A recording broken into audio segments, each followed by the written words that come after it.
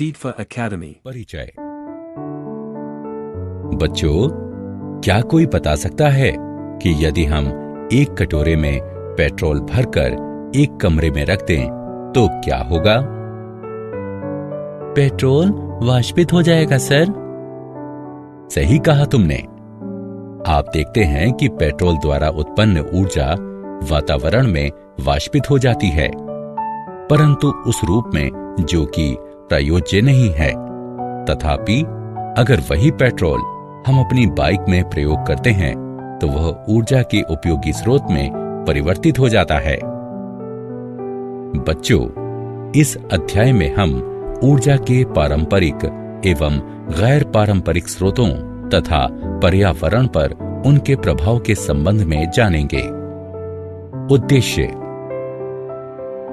इस पाठ के अंत में आप निम्न करने में सक्षम हो जाएंगे: ऊर्जा के पारंपरिक स्रोतों को जानना, ऊर्जा के गैर पारंपरिक स्रोतों को जानना, पर्यावरण विषयक सरोकारों का वर्णन करना, ऊर्जा स्रोतों की अवधि की व्याख्या करना, ऊर्जा का एक उत्तम स्रोत।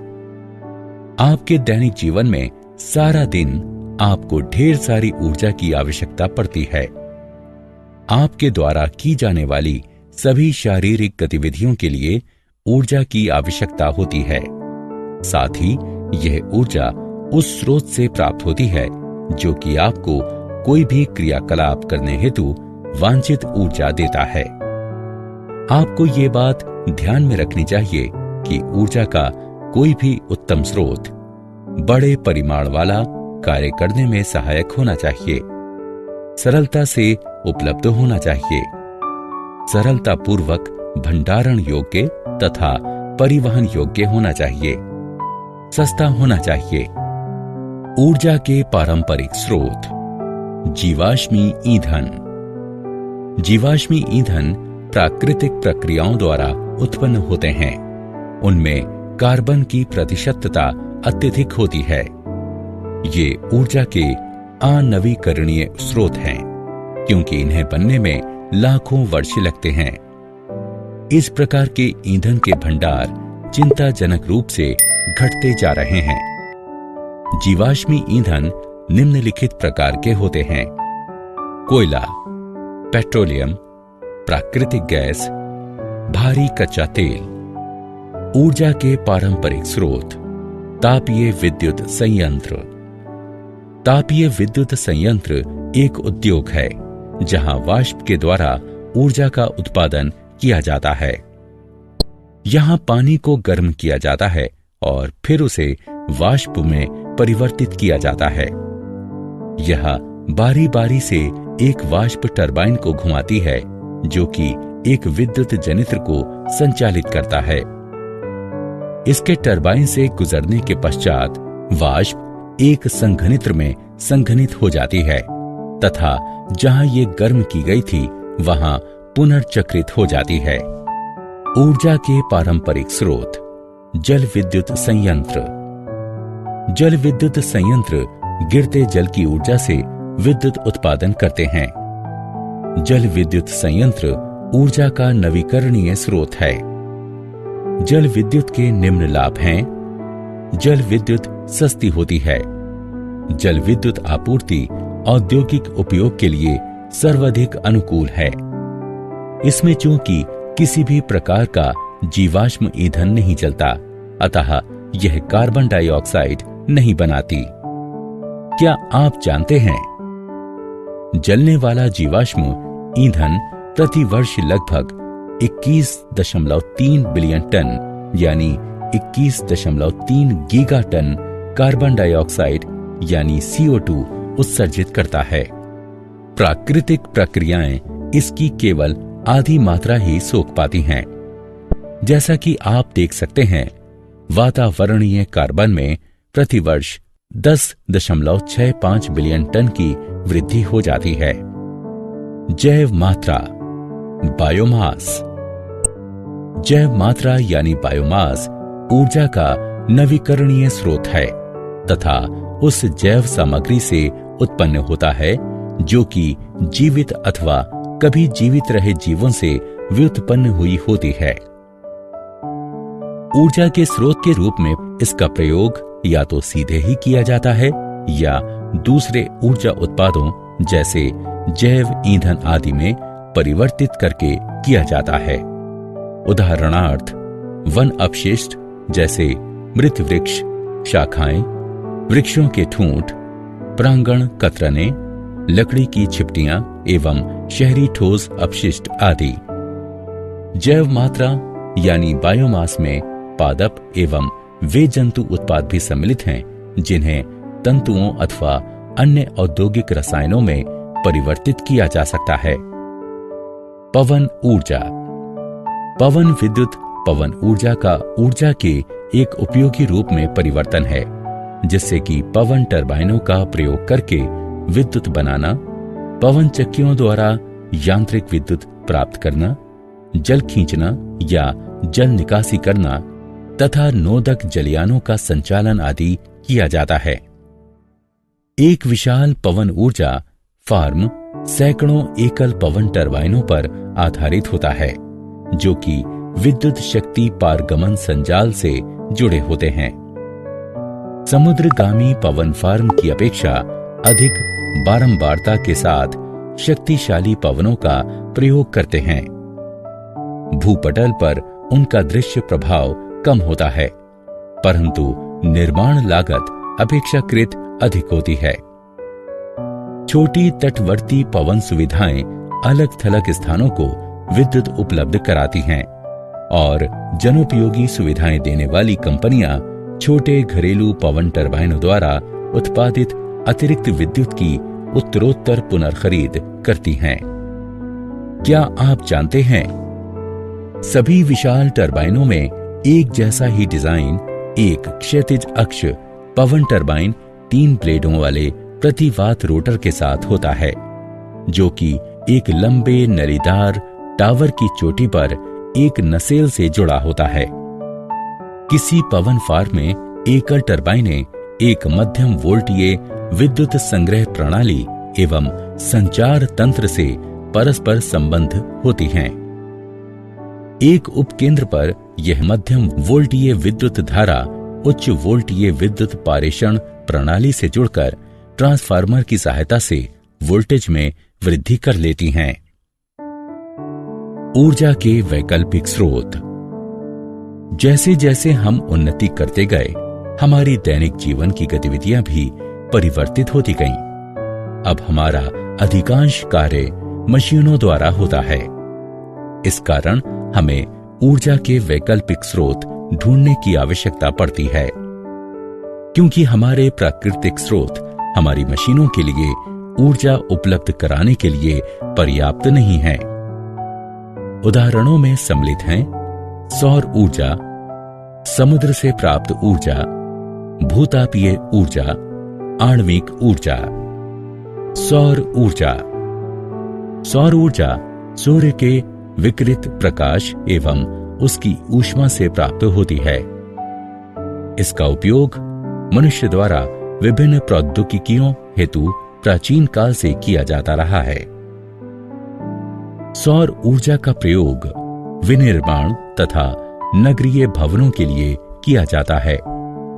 हमारे दैनिक जीवन में सौर ऊर्जा का उपयोग पानी गर्म करने में भी किया जाता है, जिसमें सौर गर्म जल प्रणालियां पानी गर्म करने के लिए सूर्य के प्रकाश का प्रयोग करती हैं।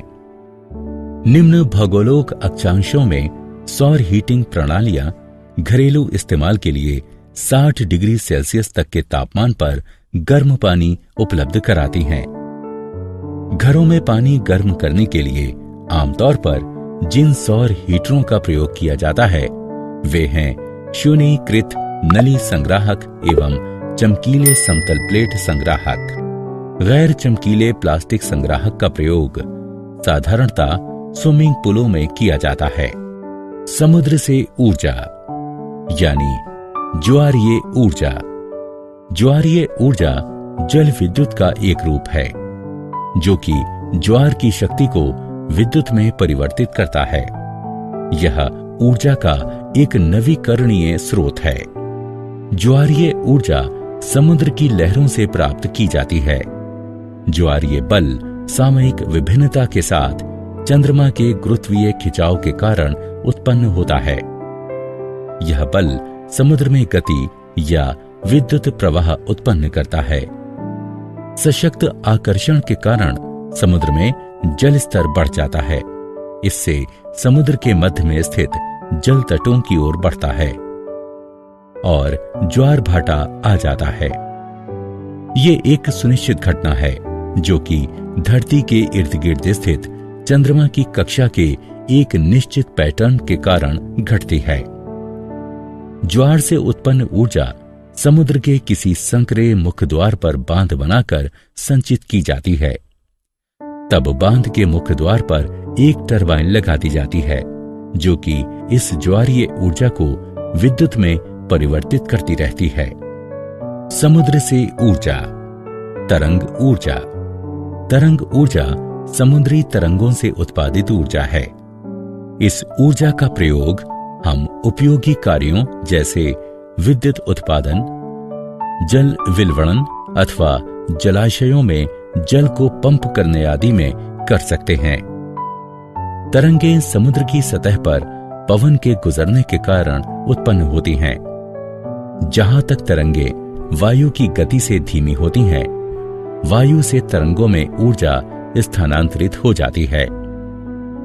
प्रतिवात और तरंग शिखा के मध्य का वायु दाब अंतर तथा जल सतह पर वायु का घर्षण दोनों ही जल का अपरूपित दबाव सहते हैं।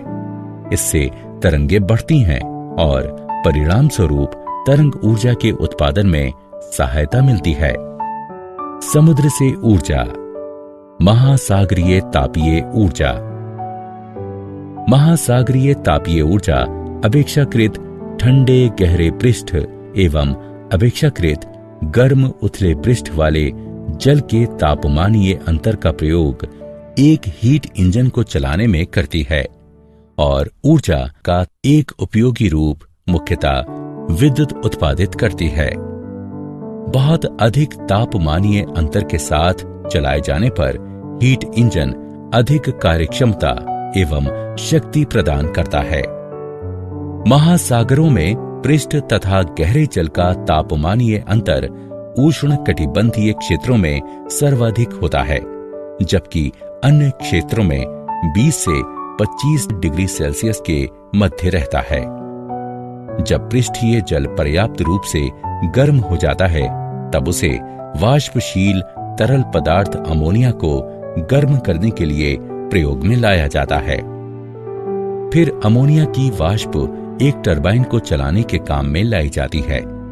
उसके पश्चात सागर की गहराई से ठंडा जल खींचा जाता है और अमोनिया की वाष्प को पुनः तरल रूप में संघनित करने के काम में लाया जाता है।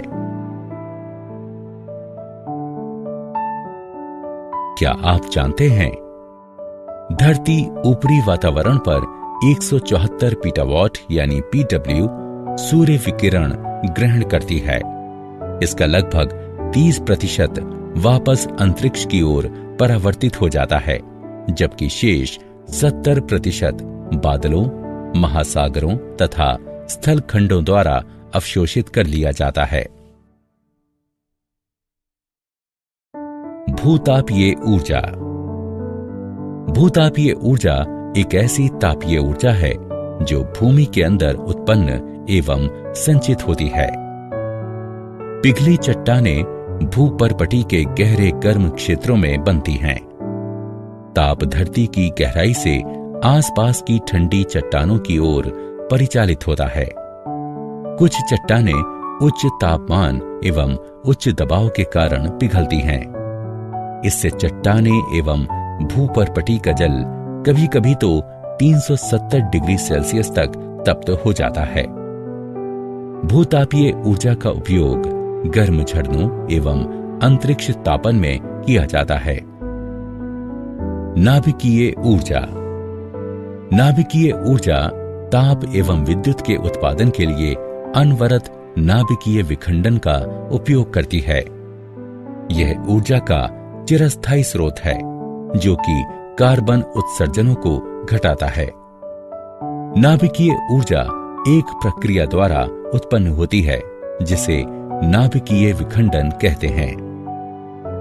इस अभिक्रिया में भारी यूरेनियम, प्लूटोनियम अथवा थोरियम के नाभिक पर निम्न ऊर्जा न्यूट्रॉन से बौछार कराई जाती है। तब ये परमाणु हल्के नाभिकों में विखंडित हो जाता है और विशाल मात्रा में ऊर्जा मुक्त होती है। उदाहरण के तौर पर यूरेनियम के एक परमाणु का विखंडन कोयले के किसी कार्बन परमाणु के दहन से उत्पन्न ऊर्जा से 100 करोड़ गुना अधिक ऊर्जा उत्पन्न करता है। पर्यावरण विषयक सरोकार। ऊर्जा के किसी भी स्रोत का प्रयोग हमारे आसपास के पर्यावरण को प्रभावित करता है।